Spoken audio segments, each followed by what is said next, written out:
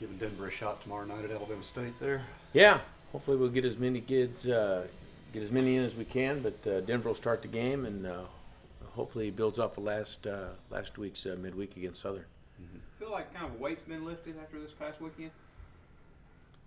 Well, maybe momentarily, but once you get back out there, you know, what you did last weekend is great, you know, but that doesn't stay with you for long during the next contest. And so I think it's good for our team to know that we can beat a good team, we can win a series, but then you got to go out and you got to prove it again starting tomorrow night.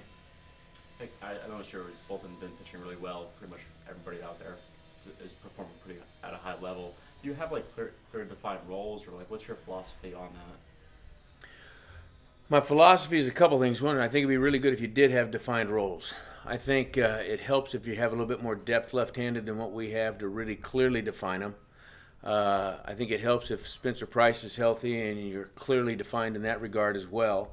I think when you start a season, you have an idea of what you want those guys to do and where you think that they might fit and what they might be able to do well, where they might succeed and what the best matchups would be. But at the same time, you kind of go with who's hot.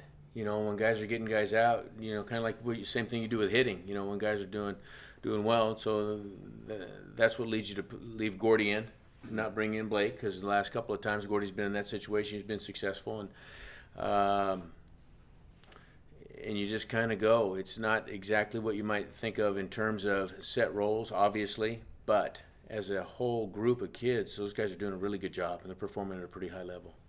Auburn's going to run some high-level arms out there this weekend. What have you seen from them, or what are you expecting to see from them? Well, they're just exactly what you said. You know, you're going to see a bunch of really good arms. I haven't looked at their statistics or anything like that. I certainly have a pretty good idea of their personnel. But we're going to get through Wednesday's game first, and then we'll look at the video and the numbers and all that. But certainly their starting staff is really good, and we're looking at one more weekend of really competitive pitching in the SEC. And you probably get tired of hearing that, but it's true. Every weekend you're seeing top-flight guys, and we've certainly seen some really good starting rotations so far to this point this year. There are high expectations defensively for Stovall and Alexander as the double play combo, and they've so far been one of the best in the SEC. Have they lived up to your standard? Yeah, they absolutely have. Yeah, very, very much so. Overall, our team defense has been really, really good. The defensive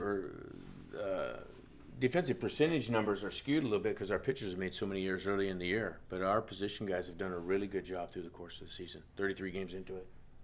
Keegan James is one of those guys in the bullpen who's pitched pretty well for you this year. Is his role going to be in the bullpen going forward? Because in the past, he was a starter, I think, here. You're talking about the remainder of this season? Mm-hmm.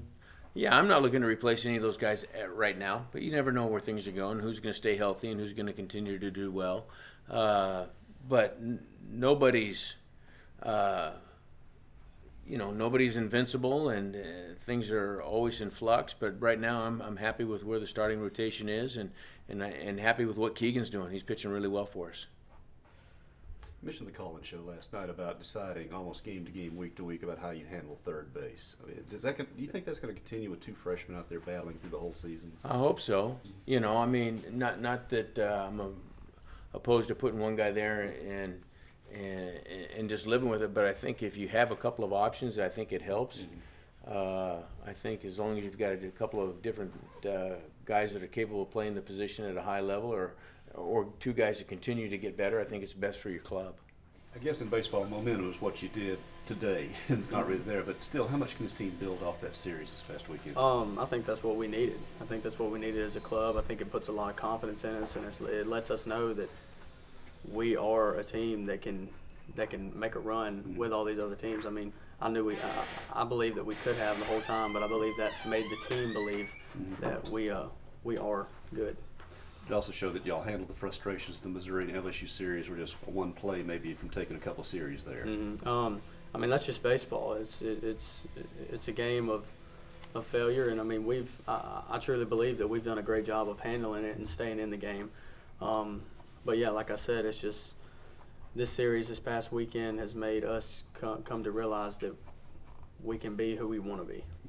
How have you handled the adjustment to the cleanup role? That may be, I guess, probably the first time you played batted cleanup in your life, but you know, how have you handled that?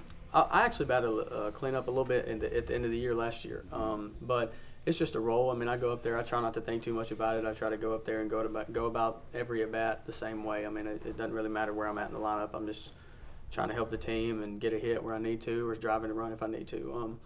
But yeah, I think it's pretty cool being in the cleanup deal. Just kind of thinking about I may be one of the smallest players in the SEC, and I'm in the cleanup spot. But it's pretty cool.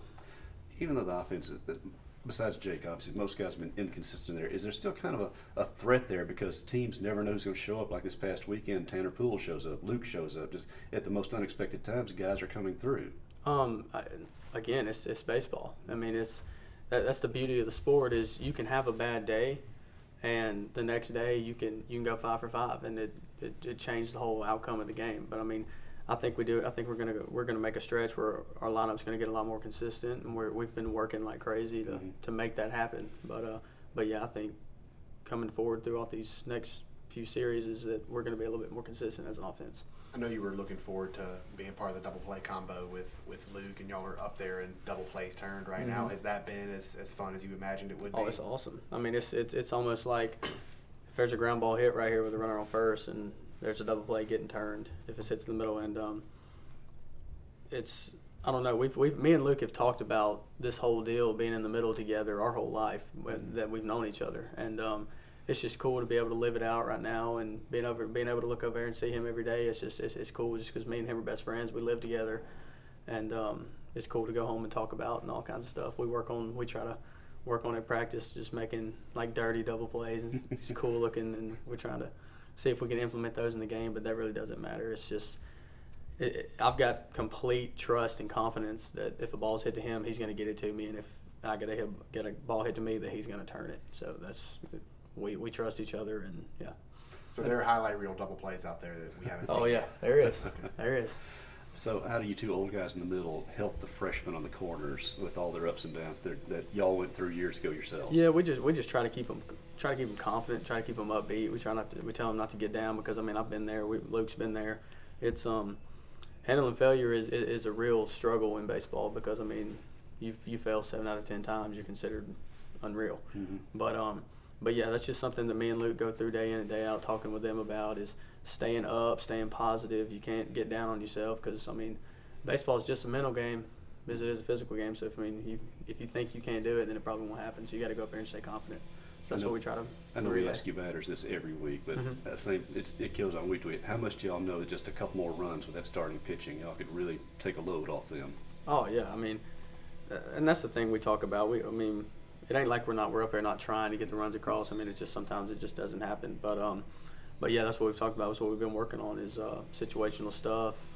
Runner on third, less than 1 out. All we need is a ground ball and stuff like that. So we're trying to get more consistent with that part of the offense.